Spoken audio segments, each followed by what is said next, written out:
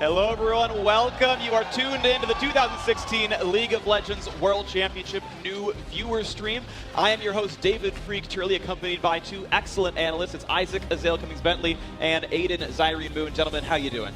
Doing great, man. I'm excited to be here. My first World Finals, so very, very excited. Yeah, we call it a multiplayer online battle arena, but it's really a hardcore tactics game that also requires execution as well as forethought. So it's a high-level game when you're playing it at the World Championship and the World Finals. There's just so much to break down here. It's like almost like a Shakespearean play. You go back and you're just like, oh my God, they were brilliant there. And then you go back for the third time and you're like, oh my God, I didn't see that the first time. And that's how this game goes because there are so many people doing so many things simultaneously and helping each other out. So you have to go through and see all of the kind of interworkings of the team. It turns out when there's 100 million people playing a game, the best 10 in the world are pretty damn good at it. So these guys, you know, this is their living, right? This is not a casual thing. This is obviously, if you've watched any esports, you will understand that sort of concept. But just as professional athletes train, these guys train as well. And these teams in specific are some of the hardest working, the hardest training players that have ever really existed. You know, Faker, the most legendary player really in League of Legends history, the mid laner for SK Telecom T1.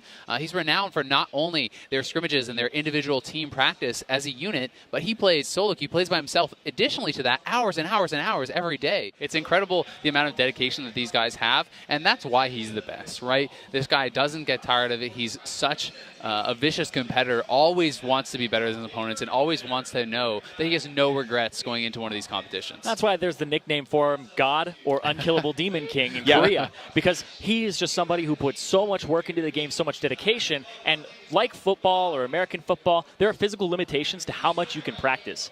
These guys, there are sometimes physical limitations like wrist injuries and stuff like that, but honestly, he can go at it for 14, 16 hours a day, and that's what's really upped the level of play here and made it so damn complex to follow because everybody is doing that now because they have to keep up.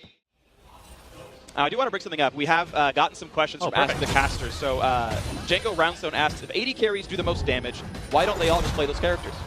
So there was a time when that happened. About 3/5 of teams would play them. Actually, professionally, an 80 carry has been played in every single role at some point. True. Not always at the same time. But the problem is that there's only so much gold on the map, and you need people to protect them because they are squishy. They need a tank in front of them. They need people who can peel, which is get other people off of them because they're so fragile.